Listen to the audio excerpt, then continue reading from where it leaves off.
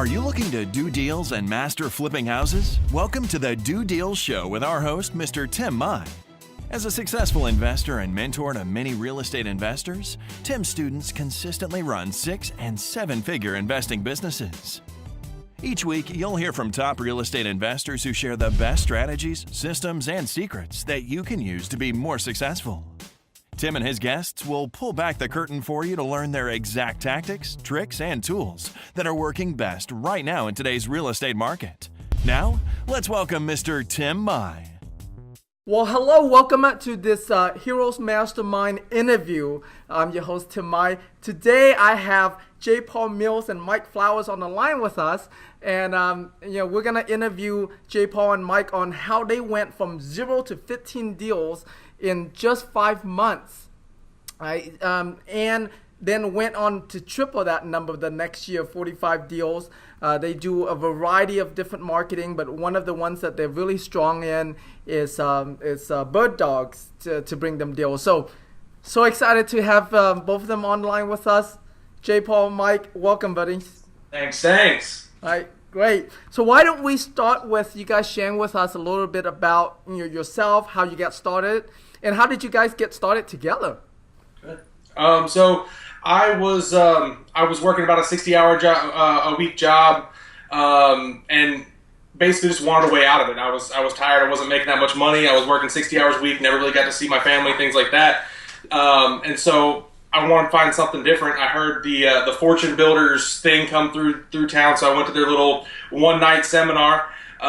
Went to that, ended up signing up for the weekend, and I think it was like $150. Went to the weekend seminar. At the very end, the last day, they started talking about wholesaling, and I didn't really have a ton of money. Like I said, I was working a 60-hour a week job, but I wasn't making that much money. I was making I really wasn't making that much money, so I didn't have the $30,000 to pay into the course. So I just took that, and I went online. I found tons of different free information online where you can learn how to do wholesaling, things like that, and just really got started. So I started putting out some bandit signs, and this guy calls my bandit sign, and so we're talking. We decided, okay, well, there's this deal that he saw on Craigslist, so we went out to it together. We talked through that deal. Ended up they wanted $55,000 for the house. We ended up getting it for $22,000, and since then we've been working together. That's awesome. Wow. Yeah.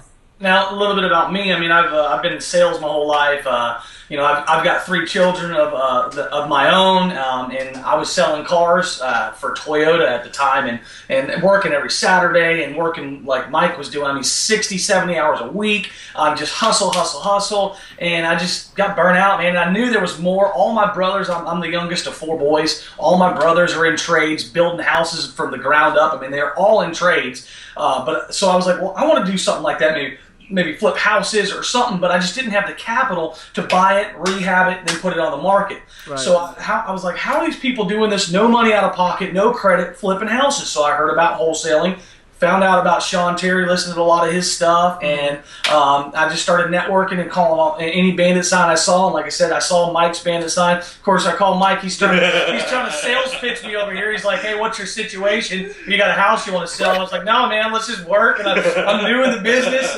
So, and then like I said, I found that lead on Craigslist, and I didn't know anything about what I was doing. And, I was like, hey, you want to come check this out with me? We'll split it 50-50. And we just started like that and just started doing deals that way. So, and that was July of 14, and on October of 14, I walked into the dealership and I was like, I gotta go. In December of 14, I walked into my job and said the same thing. I was like, see you later.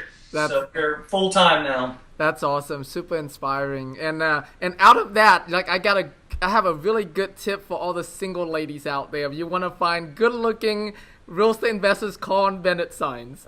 Yeah, call bandit signs. You'll find some people. There you go. I don't have a house to sell, but are you looking to go out? Awesome. So share with us what that journey was like, because to go from 0 in July of 2014 to 15 deals by the end of the year is like pretty big accomplishment, right? It's crazy because, I mean, I hear stories, especially in our local area. There's people that it takes them 6, 7, 8 months to do their first deal. So I would give anybody some advice: don't give up. And I mean, it was favor from God on how we just hit the ground running and closed 3 deals and made 30 grand within our first 45 days. I mean, that was awesome. But it doesn't happen like that for everybody. So I would just give anybody out there that's listening advice just to don't quit. Don't do one mailing campaign and, I didn't get a deal, it doesn't work. Well, yes, it does work. You got to keep doing it. Don't put out 5 bandit signs and, I don't get any phone calls or the leads aren't good enough for wholesales. It doesn't work. You got to keep doing it, and it will happen. Yeah. You just got to be persistent and keep doing it. A lot of people think that wholesaling's easy, get rich quick. It is work, man. It really is work. Mm-hmm. So, and the biggest thing is a lot of people want to learn every single facet about wholesaling before they start into it, and that's the worst thing you can do. I mean, in my opinion. We didn't know that much when we first started. We just started putting out bandit signs. When we had to bring the first contract to the table, it was just like, what do I put where? What do I do? So, I mean, we just watched YouTube videos, looked at that. People like to learn and keep learning and learning and learning, but at a point, you got to start doing it. Yeah. And that's really, I think, what separated us more than anything else is the fact that we just started doing it, and we learned as we went. And I think that really separated us from a lot of the other people is because we weren't scared to commit and do the deals and sign the contracts and get the stuff done. Yeah, do you want to make sure you're not doing something illegal? Yes, you want to make sure you're not doing something illegal. But beyond that, I mean, knowing every single facet, you don't need to know that right away. Just get started, get moving, put out the marketing, put out the bandit signs, put out the letters, things like that. Get those calls coming in because, like we tell people that we teach all the time, it's, that first call that you do, you're going to suck. You're going to be really, really bad. You're going to stumble over your words. You're not going to know what to ask. But after you get through that 100th, that 1,000th call, you're going to be very comfortable on the phone. You're going to be able to do that. And the same thing with appointments. Even if, I tell people, even if you don't think you're going to get the deal, still go to the appointment because you're going to be able to learn how to build rapport. You're going to be able to learn how to talk to people, be able to learn how to negotiate, things like that you can only learn actually doing it. And so people, they like to sit there and learn and watch YouTube videos and listen to podcasts, things like that. Go out and do it. Yeah, take action while you're learning. Take action. Yeah, take action and actually do it. That's what we were doing. I mean, we were learning. I mean, I was coming home from my sales job and helping with the kids and getting the kids in bed by 8 o'clock. And from 8 till about 1 in the morning, I was listening to Sean Terry's podcast. I was watching YouTube videos. I was handwriting bandit. I mean, I was just doing things while learning. So, like Mike just said is, no, you're not going to know everything. We don't even know everything right now. I mean, we just picked up a deal last week under Subject 2. But I didn't know a lot about Sub 2, so I have a mentor. I ask questions. This guy's been in the business since you've been in the 02, 03. So I'm like, hey, Matt, I need to know what I need to do on this. And so I would suggest anybody to get under someone's wing that has done some deals, Sub 2, lease options, note and NPNs, whatever you're doing. I mean, just people that know how to do that. Ask them questions. Help me, walk me through this. And if they, if you want to give them a little bit of the cut of the deal to help you walk through it, do it. Yeah, it's just don't be scared to do things that you're not used to. That's part of the business. It's part of the business. Now, one of the things that I would say, we don't go into a seller's house and if we don't know the answer, we're not going to make something up and lie. We'll be like, hey, I have no idea about that. Let me call my mentor. Let me call someone that would know. And I would suggest new wholesalers or anybody in the investing world, get with someone, like I said, that's been doing it for a while. And if you have questions, see if the rehabber or the contractor or whatever can walk that property with you. And he will point things out that you might not have thought of. From mid-60s to mid-70s when they were doing aluminum wiring. Not everybody knows about that. So, there's things that you'll learn as you go through, but taking action instead of doing the analysis paralysis of just read everything and then not doing anything about it. Too many people learn, but if they don't do anything with it, it's just like a doctor. If he goes to all these years of school but never goes into a practice, well, what is he doing? Right. Yeah. So let me ask you this: Did partnering up with each other helps that taking action part of it, where now you guys holding each other to account, you feed off of each other's energy, each other's enthusiasm. So would you recommend? Well, I guess let me go back to ask you in a question. So did that help you guys, like being partners? Definitely. I mean, I definitely think just having both of us sitting there and being able to bounce ideas off each other, being able to, kind of feed off. So there's some days where, one of us doesn't want to do anything, but the other one comes in, we figure it out, we make it happen, we make things happen. And having that ability to keep each other accountable, things like that, that helps a lot to really keep you motivated and keep you going. Mm-hmm. Well, it's just, back on that sub-2 deal. Mike here didn't even know anything about it. I was in Biloxi. I get the phone call from a guy I go to church with, basically that bird dogged the deal to me. I locked it all up with sub-2, and I did all this. I ran all the comps. I did all the numbers. I went and had a contractor meet me there. We walked through the property. Then I call him. I'm like, hey, we just picked up another rehab. He's like, oh, awesome. I'm sitting at a blackjack table. I had no idea this was going on. He's like, cool. So, yeah, I mean, it's just... There can be things can be done, we've had people say, well, doesn't it stink to split every deal? Because we each have our own entity. We are married as far as the teamwork, right. And he is the missus. No. Hey.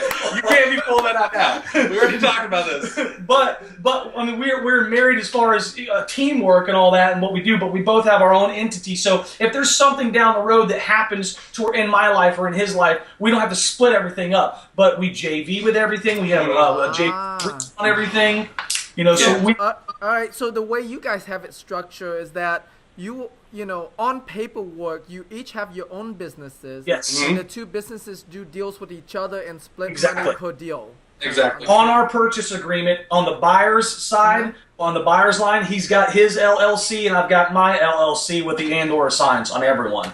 So, and if we say if by chance he happened to sign something up, then we'll do a JV agreement. But we split everything down the middle. That's cool, and I like that setup a lot. I mean that.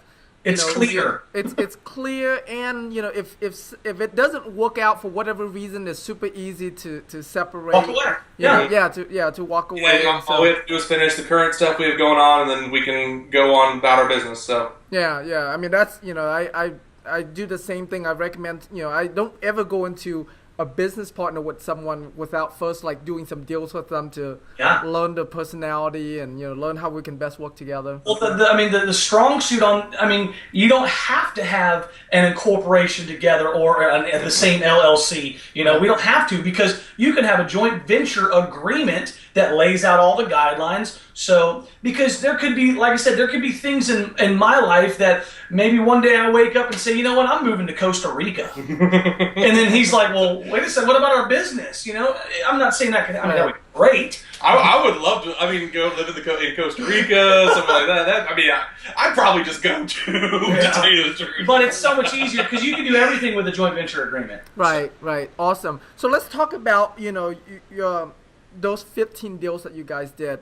Where did you find those leads? Walk us through the process, so that way if someone was to learn this and they say, all right, we are now in August, right? This is not July, but we're in August and I want to do 15 deals from now until the end of the year. What should I be doing? So how did you guys do that? The biggest thing is everything we did was manual. We did a whole bunch of, it was all manual work. So we did handwritten bandit signs, which accounted for a lot of our deals. I would say between 80 and 90% of our deals in that first 6-month stretch were from bandit signs, and we would handwrite every single one of them. So there's a place in town here we could go get. I think there were 6x4 sheets of yellow. 4x8. 4x8 sheets of yellow coroplast. We would cut them, and he would write them because my handwriting is terrible. So he would write them, and we would go out and we would stick them everywhere. We'd put out about 100 bandit signs a month, and those were all handwritten. We'd also do what's driving for dollars. We would go out and we would drive neighborhoods. We'd find what looked to be vacant houses. We'd put them on a list and we'd handwrite them, yellow letters. So those are the kind of things that we did. We also, a big step to help us get a lot of buyers on our list was joining our local RIA and finding those people that are actually doing deals in the market and getting them on our buyers list. So, our average turnaround time on a deal is 21 days because we can know within a week if that deal is going to actually get assigned, and then our guys know within 2 weeks whether they're going to be able to close or not. So normally within 21 days from signing it up, we have the thing closed, as long as the sellers are okay with moving it forward. So that was a big thing, is being able to build that buyers list from our RIA, and then we just did a lot of manual work. We worked a lot those first 6 months. We would do our normal job, and then we would come home, work till midnight, and then all day on the weekends getting all this stuff done, putting out bandit signs, writing up these letters, doing this stuff. But it got us a lot of deals. Yeah. And I mean, the bandits and handwritten bandit signs really did do it for us in the beginning. But like we were saying, earlier, that there is in our market, there are so many people out there doing it because the fortune builders groups come through and the flip or flop group or all those success all path, those mentoring groups. all the mentoring, the guru groups come through. People hear about wholesaling and they start doing it and it floods the market. But then, like we talked earlier, then it kind of dies out. Then it goes back up, then it dies out. So just be consistent. So that's what we were doing with our first 15 deals. I mean, we're just being consistent and always taking action and doing it. And I mean, we're averaging $8,000 to $10,000 per assignment. Now we've done some $2,000 assignments. The largest we've done was a $23,000 assignment, and that was off of a bandit sign. So I mean, we're just taking action and doing it, and that's what we're doing. There's an area here that we put out. We put out 20 bandit signs. We got 2 calls of those 20 bandit signs. The first one was code enforcement. The second one was a deal that was our highest profit deal in the least amount of time we've had a deal ever. Yeah. So, I mean, if you only get 2 calls, you can still get a deal. Right. And what did you say to the code enforcement? He wanted us to come back out and take the signs down. I mean, we were already like 25 miles away. There was no way we were getting out there that same day. Right. So we told him the truth. There's no way we can get out there today, but we will come out there and make sure those signs are down. And we did eventually come and make sure the signs that he was showing were telling us to move were down or moved in the right spot. And a lot of them were taken up by that point anyway. But in that time frame, we got another call that made us a $23,000 profit that we assigned the same day we picked the contract up. We assigned it to somebody and made $23,000. Nice, that's awesome. And then how many signs did you guys put out per week, per month? We're doing about 100 a month is what we've been doing. Okay. We noticed that whenever all the bandit signs are out there, we kind of slow down a little bit. We'll do about 50 a month in different areas, but we're consistently doing a lot of direct mail too. A lot of what we do is we see where other people are putting their bandit signs out. So what we'll do is we'll kind of take them back from that area. So like here, Escambia County, which is the county that Pensacola's in, there's 5 to 10 bandit signs on every single corner.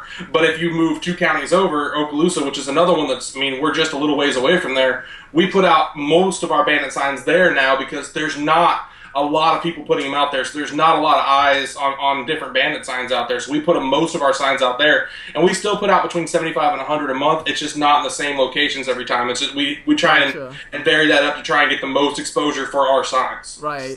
And then that's really great idea of going where other people are not putting theirs out, right? So you get more eyeballs onto your signs.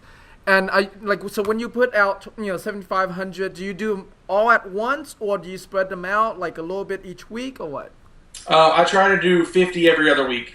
50. Okay. And I have somebody that puts them out for us, and he puts them out 50 every other week. We have an area that we're going to start doing it because there's an area that we really want to hit with bandit signs, but every time we put them out there, it seems like within a couple of days they're all pulled up. So what we're going to start doing is on Friday nights he's going to put them out, leave them all weekend. On Sunday night he's going to take them back up for me. So he's going to do 50 like that. We'll do that once or twice a month so that we can save on some of those bandit signs, because putting them out and having them out there for a couple of days really isn't getting our money's worth on these bandit signs. So if we can put them out, pick them back up, yeah, we may lose a few, but it'll be better than losing all of them. So we'll keep doing that back and forth as well. Gotcha. Great. Now, I know you guys have expanded into getting a lot of deals from bird dogs as well. So can you explain us, like, who are these bird dogs, how you find them? I would say just talking to people. You got your circle of friends. I would suggest using any kind of free marketing tool that's out there via Facebook, Craigslist. I've seen people put Craigslist ads out saying, "Hey, would you be interested in making $500 to $1,000 for making some phone calls or giving me some phone calls or anything like that?" People I go to church with, people that he knows. Just talk to everybody. Hey, let them know what you do. Let them know that hey, you buy houses. Maybe you don't have the capital to buy the houses, but your end buyer does. So when you let these people know what you're doing, that you're flipping property, properties and you're you're looking for vacant or whatever the kind of property is, I would suggest saying, hey, look, if you bring me some vacant properties or people that are wanting to sell and sell now, maybe they inherited it, just send me tell that bird dog, send me that lead. If I close a deal, we give them $500. Yeah, and if it's a big deal, we'll even up that to $1,000 and just kind of give them that more motivation. Now, another thing that we do is there's a lot of different careers and things that drive a lot, and one being postal workers. Right. So what we do is when especially if we're in a neighborhood looking at houses where we're going on appointments, things like that, if we're in that neighborhood already and I see the postman running around, I'll walk up to him and tell him, hey, you're the one that's going to be looking at these houses a lot. You're going to see if they're vacant. You're going to know if they're accepting mail or not. And I tell them, I give them my business card and I say, hey, I buy houses. I'm looking for houses to buy. If you send me a lead on a vacant house or one that you think is vacant, I'll pay you $500 if I close on it. And I mean, most of them, some of them are going to be are not going to want to do that, but most of them will send you those leads in anticipation of the $500. And right. we've given out quite a few $500 checks, and they're always real happy when they get them. So that gets us a lot of leads. Another one is the company I used to work for did DirecTV installs. And those are more people that drive around a lot. So if you find DirecTV installers, cable installers, people that have to drive to these residential neighborhoods all the time, those are the people you want as bird dogs, because those are the people that are going to be seeing these houses day in, day out, going to these neighborhoods, going through residential areas. And then you don't have to do that driving for dollars as much because they're already hitting those big major neighborhoods, and they'll send you those leads. That's good. Yeah, good. Definitely good tips. Okay, and then so you offer these guys or these people $500 referral fee. Do you just talk to them about it? Do you actually have business cards that talks about your $500 referral fee that you hand out to these? We kind of just talk to them about it, and that's really what we've done is just kind of explain to them what we do and what we what we're looking to do and what we can do for them if they could send us some deals. So on my card, it doesn't say anything about the $500 fee, but on the back of all of my cards, you can see it says I buy houses cash fast. Yeah. Uh-huh. So I give one of these business cards to every single one of them so they can see I definitely buy houses, and they have that phone number on the back too, so they can give this to other people. I'll even give them a little stack of them too that they can give out if they want to, and I tell them they can write their name on it, and then if they tell me the name, then I know who to go back to, things like that. That way, it gives you a little bit more credibility when you're talking to these people if you instantly have something that tells them you buy houses. So I put that on the back of every single one of my business cards so that they know, okay, this guy actually does buy houses. I mean, he's ordered cards with all that stuff on there, so he does buy houses. It gives you a little bit more credibility that way. Right. Yeah, and what I love about what you guys are doing and how you're doing is you keep it super simple, right? So I mean, so far, like nothing we've heard has been complicated or that requires a lot of thinking or a lot of work. Like it's just doing it, right? Yeah. So that's really great. All right. What are other? I know. So we talked about bandit signs. We talked about bird dogs. I know you guys are big on direct mail as well. Who do you mail to? How do you get your list? Well, what we do is, we do the typical absentee owner list, but we try to target higher equity, and sometimes we'll target age group like 55 or older. But a lot of people that are doing direct mail do absentee. So whenever we send out direct mail and we go on an appointment for that motivated seller lead, a lot of times they're going to have 4 or 5 other letters from your home investors or whoever. Right.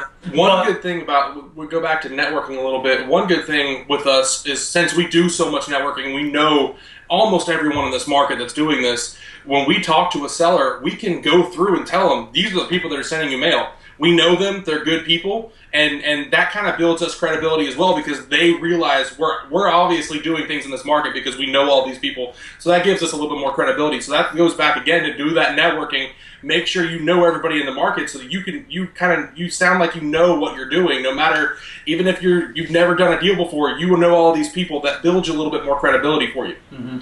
Another thing that we also hit each month we hit probates. We also hit tax delinquents. We hit code violation liens. And we've done a little bit with like some divorce leads. We've done a little bit with evictions, but we haven't really seen a lot of fruit from that. But we do like the probate, we do like the tax delinquent and the code enforcement, because that is basically a certain situation where they probably need an out, So, and it also goes back to the same thing I was talking about with bandit signs, is where when we see there's a lot of people hitting a certain list, so we see everybody in this market is hitting that absentee, 10 plus years of ownership. A lot of their times are doing the out of states, things like that. And that's a very low barrier to entry to get that list. I mean, you can just go to ListSource, download it, you're done. There's some other lists like tax delinquent, like divorce, like you were saying, the evictions. Those are a little bit higher barrier to entry, for the simple fact that you actually have to go. I don't think they do tax delinquent on ListSource, but I'm not sure. I don't go there very often. But I mean, for us, we actually have to go to the county, get the list, and then I sit down and I build our list out of that tax delinquent. So it's a little bit higher barrier to entry. So I know not as many people are going to be mailing that list, right. And we're going to have more people that are focused more on our stuff rather than other people's stuff. So that helps us as well, be able to target our marketing where other people aren't necessarily targeting theirs. And it comes back, if you are going to do that higher generated list, so that absentee, things like that, if you're going to do that, you have to make sure you're consistent and you're sending the mail on time every time, so that you're the only one. They may have 4 cards from other people, but they have 6 of your cards sitting there, and they know you're sending mail every single month. Mm-hmm. So that, I mean, if you're going to hit those absentee owners, you're going to hit those lower barrier to entry lists, you have to make sure you're consistent to build more credibility even before you ever get the phone call. Right. Yeah. And do you guys send out the same card every month, or you send out different versions of them? It varies between, we have about 4 different cards that we use, and then we also, for our probate, they go on a 5-letter series that lasts 6 months, so we skip 1 month in there, and then the last letter will come on the 6th month. They're all different. It really depends on the different mailings. Right. But yeah, we have 4 different postcards that we normally send, and we'll vary those back and forth. We've also done some yellow letters as well, but yellow letters obviously are a little bit more expensive, but they do get a higher response rate. Now, we've tested some things with our cards where we're getting pretty good responses, but the general idea is, everybody's wanting response rate, but I can send out a postcard that has a certain message on it, and I'll get 100% response rate. If I say I'm going to pay full retail on your property, of course I'm going to get a lot of response. So really, the bottom line is response rate is really irrelevant. It's how many can you convert out of that. That's the conversion rate is the key. And like I said, you can send out a postcard and you send out 1,000 postcards and get 1,000 phone calls. Well, it's probably because the message you said on there. It's how many deals you convert is the key. And that's the reason we kind of switched more into postcards rather than yellow letters. Yellow letters would get us 17 to 20% response rate, but not only that, but I would have to hire another VA to come through and do calls because I had too many calls coming in, things like that. So when we started doing postcards, we realized, okay, we're getting about half the number of calls. The deals are relatively the same. We may have 1 or 2 less deals from it, but I have less expense in assistance. I have less expense in actual mail pieces. I can send more. I can touch more leads. I can know where everything's going. So we realized that postcards, while they may not give us as high of a response rate, the deal rate was around the same, and they're much more efficient as far as your cost versus what you're going to get out of them. Gotcha. Awesome. Now, I know you guys started, teaching other people, how to get into wholesaling as well. How do you like that? How do you like the teaching part of things? We like it.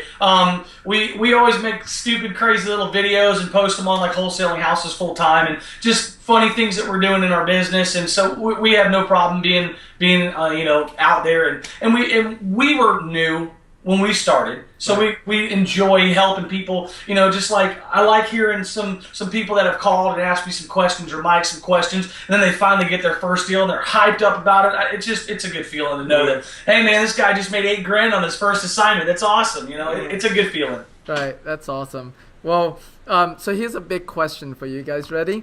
So here at the Heroes Mastermind, we see that all entrepreneurs are heroes.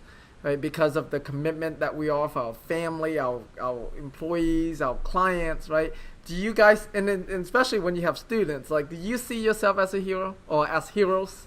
Yeah, absolutely. Sure, yeah. I mean, I guess I've never thought of it in that term, but I mean, I guess, yeah, that makes sense, yeah. Okay, all right, great. So thank you so much, guys, for this awesome interview. We're gonna wrap this up now. If people wants to, learn more about you, check you out, connect with you, where do you want to send them? I mean, Mike and I are both on wholesaling houses full time. The Facebook group. Thanks, Alex Youngblood. I mean, so you can find us on Facebook there. I am jpaul Mills. Mike Flowers. And I mean, obviously we got our emails and stuff. If you wanted that, I can give you that. It's jpaul jpaul at newcreationinvestments with an s.com. And mine is Mike Flowers at homeaboveproperties.com. Properties is plural. And if you have any questions, just shoot us emails. We normally get back to emails pretty quickly. If you want to see some of our videos, we put out some funny stuff. We actually, I don't know, have you ever seen the movie Office Space? Oh, yeah. We did the printer, the copier printer scene. We did that with a vanity recently, so that's up there. That's over at Northwest Florida Real Estate on YouTube. So if you want to check that out, you can check those out. Or just shoot us some emails if you have questions. Awesome. And is there any resources that you guys are looking for that perhaps someone watching this video might be able to provide for you? Well, we're always looking for new motivated people that want to get into the business and want to learn.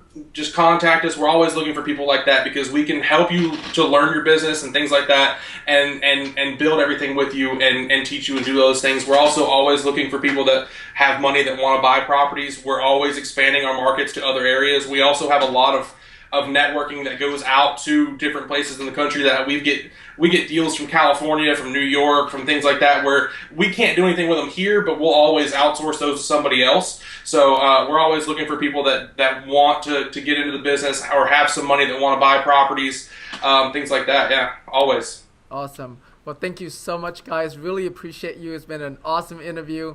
I'm honored to I'm very inspired to see your success, right? 2014, that's only 2 years ago. Yeah. And, the amount of, deals, the amount of accomplishments you guys have achieved in such a short amount of time has been incredible. So congratulations to both of you.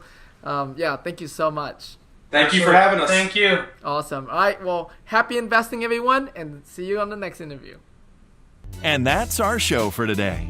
If you have any questions or would like to get further training from Tim Mai, please visit our website at www.dodeals.com/Tim.